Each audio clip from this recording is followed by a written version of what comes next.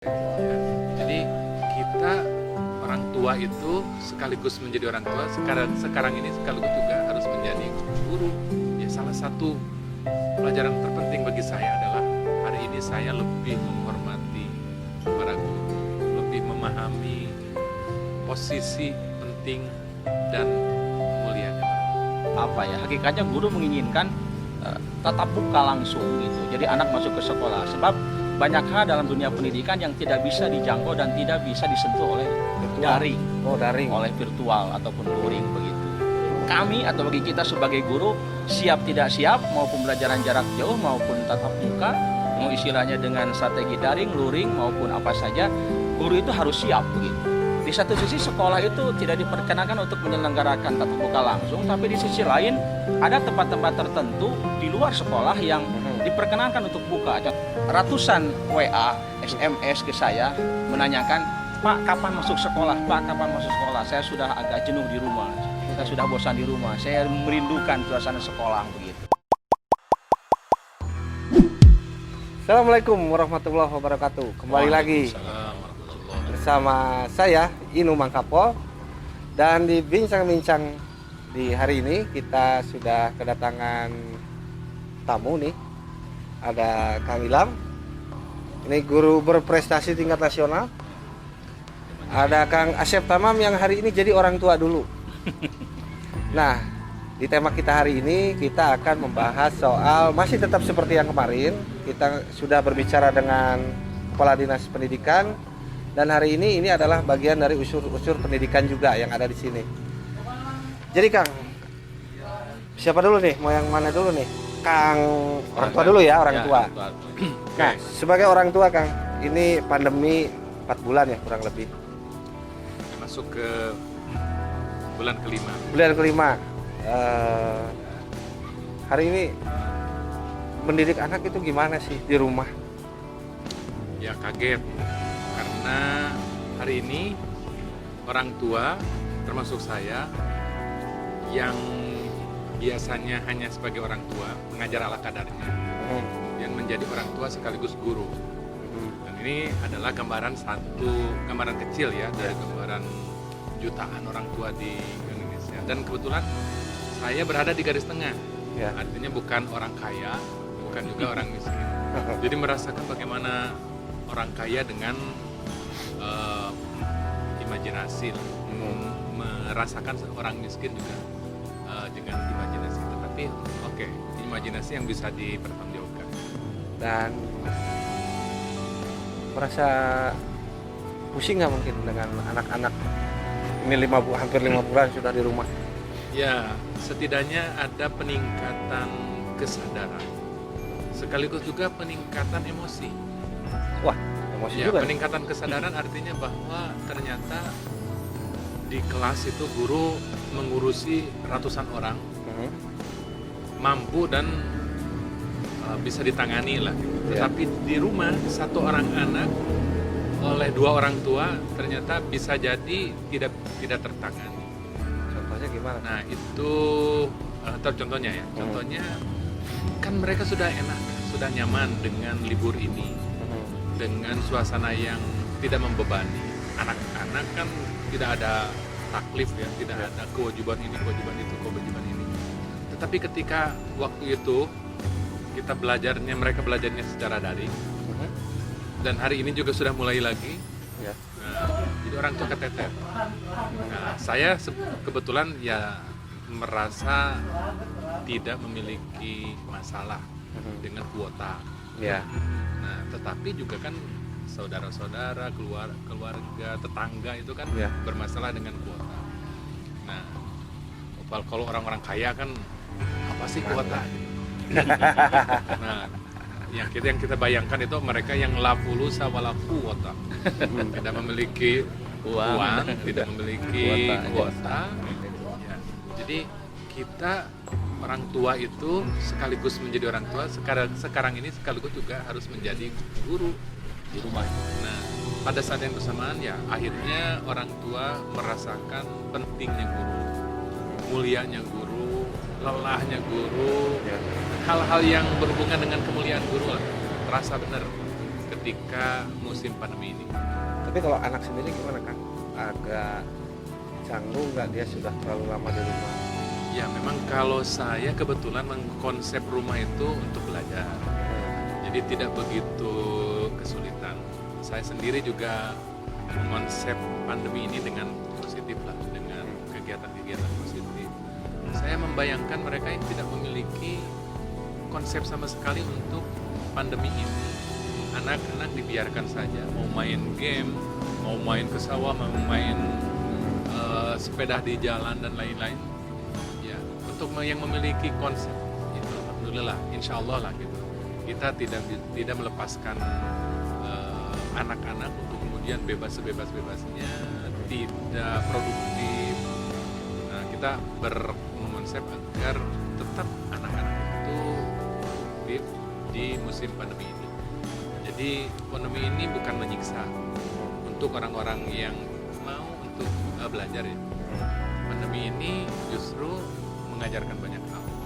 Ya, salah satu pelajaran terpenting bagi saya adalah hari ini saya lebih menghormati para guru, lebih memahami posisi penting dan mulianya para guru. Nah, Ilham, kalau berbicara sekolah selama masa pandemi sebagai guru nih gimana sih perasaannya? Ya, sebetulnya sebagai guru perasaannya bisa dikatakan campur aduk sih. Oh, campur aduk. Campur aduk. Di satu sisi ada tuntutan pembelajaran jarak jauh yang harus melaksanakan proses pembelajaran dalam jaringan atau daring. Kemudian juga ada luring juga. Sebetulnya secara hakikatnya guru menginginkan tatap muka langsung gitu. Jadi anak masuk ke sekolah sebab banyak hal dalam dunia pendidikan yang tidak bisa dijangkau dan tidak bisa disentuh oleh daring. Oh, daring. Oleh virtual ataupun luring begitu. Seperti pembiasaan pendidikan karakter, kemudian juga tentang kehangatan dengan peserta didik, kemudian keceriaan dengan mereka di sekolah, itu kan tidak bisa dimunculkan lewat virtual ataupun lewat daring begitu. Itu sama mungkin dengan sebagian besar orang tua yang selama ini juga bisa jadi menginginkan untuk masuk sekolah. Guru juga hakikatnya ingin, anak itu ingin masuk sekolah dan guru juga ingin bertatap muka langsung belajar begitu. Meskipun sebetulnya bagi kami atau bagi kita sebagai guru siap tidak siap mau pembelajaran jarak jauh maupun tatap muka, mau istilahnya dengan strategi daring, luring maupun apa saja, guru itu harus siap begitu. Ya, asal jangan duraring ya. Nah, asal duraring dan tidak menimbulkan darah tinggi begitu. Tapi ini yang menarik, saya sempat baca di akun Facebook Akang. Ya. Hari ini kenapa tidak gitu kalau sekolah di tempat wisata? Iya. Itu gimana itu ceritanya? Nah, itu bagus sebetulnya. Ini sebetulnya semacam apa ya? Dapat dikatakan keprihatinan juga ya. Di satu sisi sekolah itu tidak diperkenankan untuk menyelenggarakan tatap muka langsung, tapi di sisi lain ada tempat-tempat tertentu di luar sekolah yang diperkenankan untuk buka. Contohnya misalkan mall, tempat wisata, pasar maupun tempat-tempat lain lah. Yang itu sebetulnya melibatkan kerumunan juga gitu. Sekolah melibatkan kerumunan peserta didik ataupun warga sekolah. Di tempat-tempat di luar sekolah, tempat wisata, pasar, mall itu kan toko-toko itu menimbulkan kerumunan juga begitu. Nah, dikaitkan dengan tempat pembelajaran kan di dunia pendidikan itu dikana ada dua, ada indoor dan outdoor. Indoor itu adalah belajar di kelas atau di kompleks sekolah, sementara outdoor ada di luar sekolah. Nah, bisa jadi sebetulnya kalau sekarang sekolah dilarang untuk menyelenggarakan tatap muka, kenapa tidak misalkan kita 1 minggu atau 2 minggu sekali kita ingin ya belajar aja di tempat wisata begitu. Nah, kalau tempat wisata nih orang tua gimana nih? Tadi kan sudah dengar ya, sekolah di tempat wisata. Kira-kira pandangan sebagai orang tua gimana kan? Ya setuju. Anak-anak sekolah, aktif sekolah Ya. di kelas atau di tempat-tempat keramaian seperti yang sudah dibuka, Iya, dibuka. mall atau Ya, tempat tempat wisata. wisata. Selain belajar, selain juga liburan, juga bisa menghidupkan ekonomi. Kenapa kan setahu saya kenapa mall dibuka agar ekonomi tidak mati. Kenapa tempat wisata dibuka karena agar ekonomi tidak mati. Jadi kita ke sana itu sekaligus juga anak-anak itu sekaligus juga belajar, sekaligus juga liburan, sekaligus juga ikut meramaikan dunia ekonomi yang kita dikhawatirkan memang terpuruk kalau tempat-tempat itu dimatikan. Tapi kalau ekonomi orang tua gimana? Nah, betul, saya setuju dengan Pak Ilham bahwa jangan tiap hari. Iya, iya. Double itu. Coba. 2 minggu sekali lah, Ya. 2 minggu sekali, dan harus di konsepnya itu yang murah, meriah. Dan begini, anak-anak itu tidak harus ke mall, tidak harus ke tempat wisata, pokoknya keluar rumah karena mereka terlalu lama Ya. apalagi Tasik kan tanahnya itu nyeni, udaranya nyeni, Ya. pohon-pohonannya nyeni, segala macam. Taman-taman nyeni. kota juga akan banyak. sangat banyak tempat yang bisa dimanfaatkan dan dimaksimalkan oleh Betul. pihak sekolah. Tapi di situ juga kan sebenarnya bisa juga ya untuk tempat edukasi kan ya. Misalkan ada satu tempat sejarah kita belajarnya di situ. Bisa sebetulnya. Nah, kita tempat-tempat juga orang sejarah. tua mestinya pandai-pandai menyampaikan kepada pengelola wisata, pengelola mall, juga dinas pendidikan. Ini agar sebetulnya- tempat itu dibuka. Iya. Ini sebetulnya tergantung kepada politikawia pemegang kebijakan sebetulnya. Siapa nih yang megang teh? Ya tentu kalau kita di Kota Tasikmalaya berarti bagaimana pemerintah Kota Tasikmalaya, kemudian ke bawahnya ke Dinas Pendidikan begitu. Ya. Bagaimana menelurkan kebijakan-kebijakan yang bisa memberdayakan tadi tempat wisata, taman kota ataupun tempat-tempat yang selama ini dibuka untuk keramaian itu menjadi sebuah tempat belajar bagi anak begitu. Bisa aja misalkan Jadi, tempat ada itu ya membuka satu ruang konsep untuk belajar. belajar. Jadi ada semacam sinergitas. Kalau misalkan tempat wisata dianggap itu harus bayar, nah disinilah mungkin peran pemegang kebijakan, peran Pemkot Dinas Pendidikan bersinergi dengan mereka. Bagaimana supaya bisa jadi yang tadinya tempat wisata itu mahal mungkin ada diskon atau mungkin bisa digratiskan. Ini kan demi investasi jangka panjang ya, pendidikan. untuk anak-anak. Iya. Nah, kalau berbicara anak-anak nih, Kang Asep sebagai orang tua, anak-anak pengen daring atau di rumah? Daring Iya. atau masuk Langsung. sekolah? Anak-anak itu pengen masuk sekolah. Hari ini orang tua murid di Ya. tempat anak saya sekolah itu dikumpulkan. Ya. Dan ketika kepala sekolah menyampaikan, ibu-ibu, bapak-bapak, bagaimana, apakah ibu-ibu dan anak-anaknya mau sekolah Ya. atau mau daring atau mau seperti ini, semuanya kompak 110%. Itu 110% mau sekolah. Wah. mau sekolah.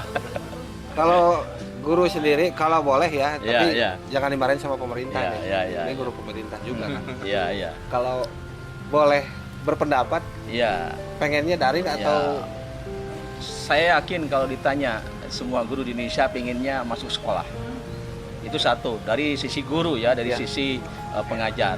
Kemudian dari sisi siswa juga ratusan WA, SMS ke saya menanyakan, "Pak, kapan masuk sekolah? Pak, kapan masuk sekolah? Saya sudah agak jenuh di rumah.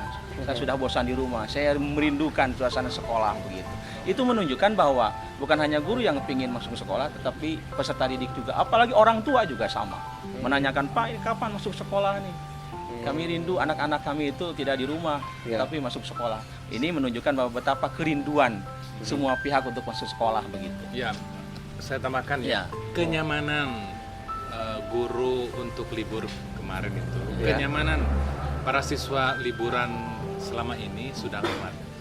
Tinggal Kembali ke munculnya aktivitas. kerinduan yang Ya. mendalam tentang suasana kelas, tentang kebahagiaan bersama teman-temannya lah.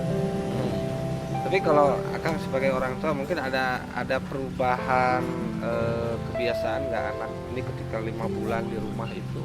Iya, anak-anak itu urat kebiasaannya yang dulu terformat untuk belajar, untuk bersama teman-temannya, kan urat kebiasaan dan format kebiasaannya hari ini kan berubah. Otomatis ini juga membuat suasana rumah kalau tidak dikonsep akan menjemukan. Apalagi orang tua yang harus sekaligus menjadi guru pada saat yang bersamaan. Ya, itu emosi di dalam ruang di rumah itu meningkat. potensi meningkat nih. Iya, dan bahkan bisa jadi bikin penelitian peningkatan emosi, tensi Ketika orang tua gitu. Ketika di masa pandemi. Pandemi. Jadi horor juga ya pandemi, ada tensi juga ya. Ada tensi. Iya. Ya, tapi Kang Inu, bagi kita juga sebagai guru ya, pelaku pendidikan, di balik musibah tentu ada hikmah. Ada hikmahnya adalah dengan adanya pandemi ini diwajibkan kepada guru untuk pembelajaran jarak jauh. Guru berkreasi untuk menggunakan atau membuat konten-konten yang berkaitan dengan virtual begitu. Nah itu juga Gitu. saya juga sempat dengar nih pemirsa lagi bikin modul. Ya. Modulnya virtual juga ya. Modulnya sebetulnya bisa digunakan untuk virtual, bisa digunakan juga untuk tatap muka langsung, bisa digunakan untuk luring juga di luar jaringan tanpa virtual. iya. Jadi modul itu bisa digunakan di beberapa teknik pembelajaran jarak jauh begitu. Jadi orang tua juga setidaknya bisa belajar ya dari Bisa modul. sebetulnya. Nah, Pak Ilham Modul. ini termasuk guru yang bisa mengkonsep pandemi musibah menjadi Jadi berkah ya. Tapi kalau di dalam modul itu sebenarnya apa sih yang akan ingin sampaikan ke halayak orang tua Iya. atau guru-guru yang lain?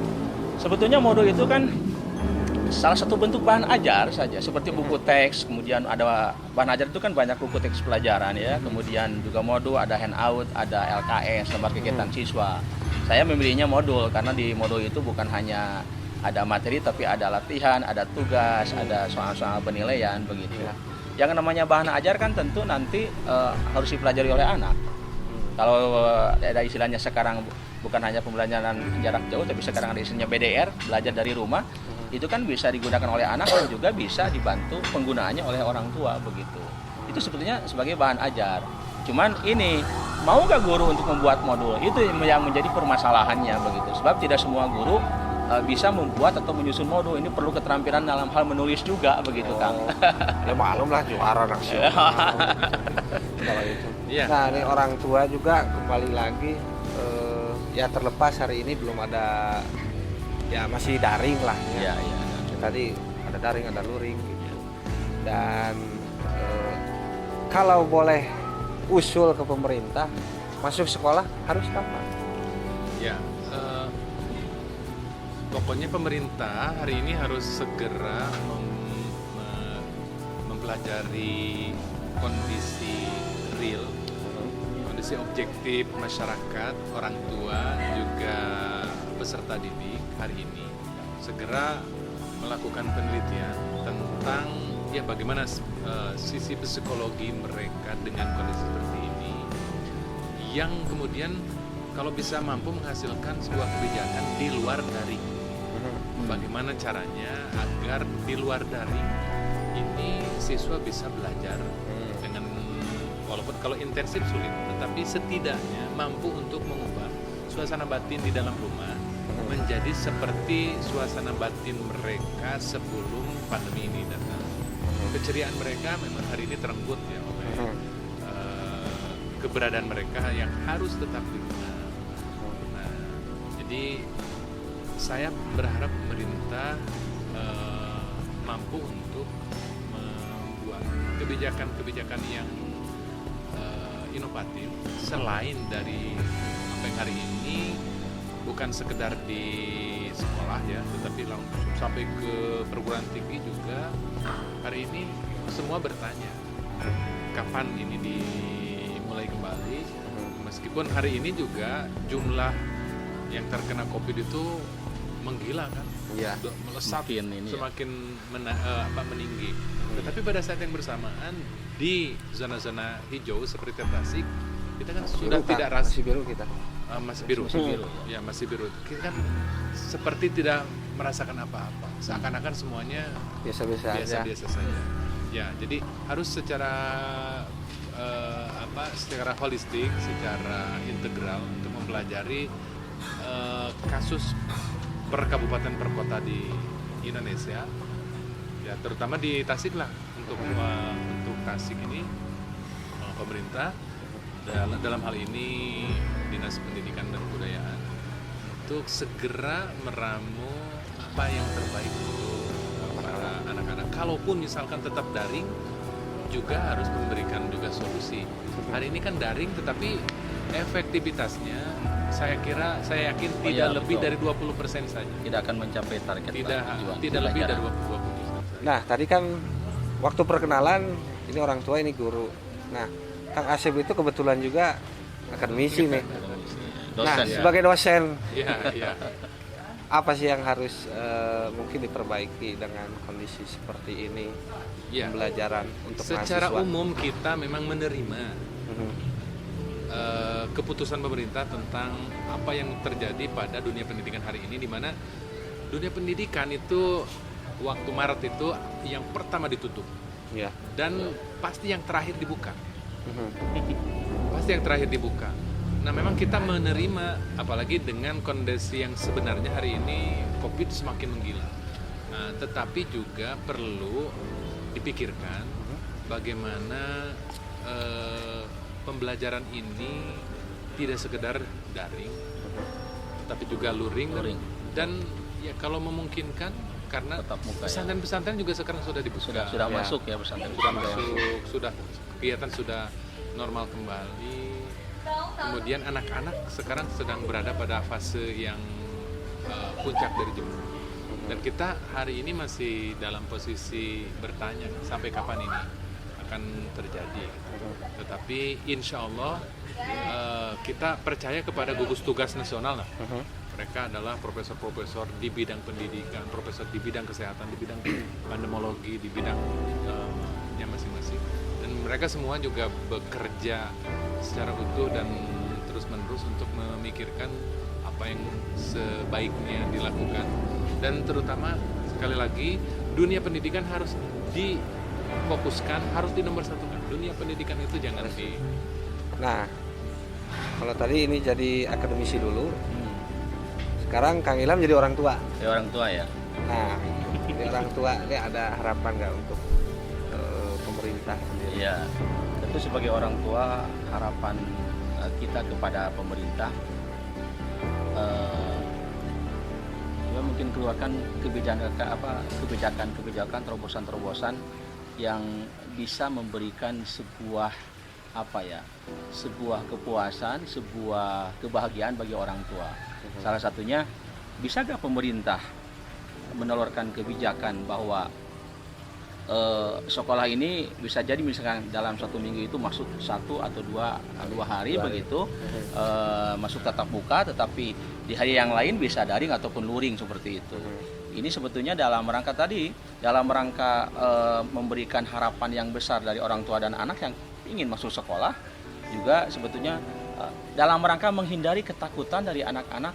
Kita khawatir kalau misalkan lama seperti ini, anak-anak nanti malas untuk sekolah, tidak mau sekolah. Coba bayangkan, ini khawatir kan begitu.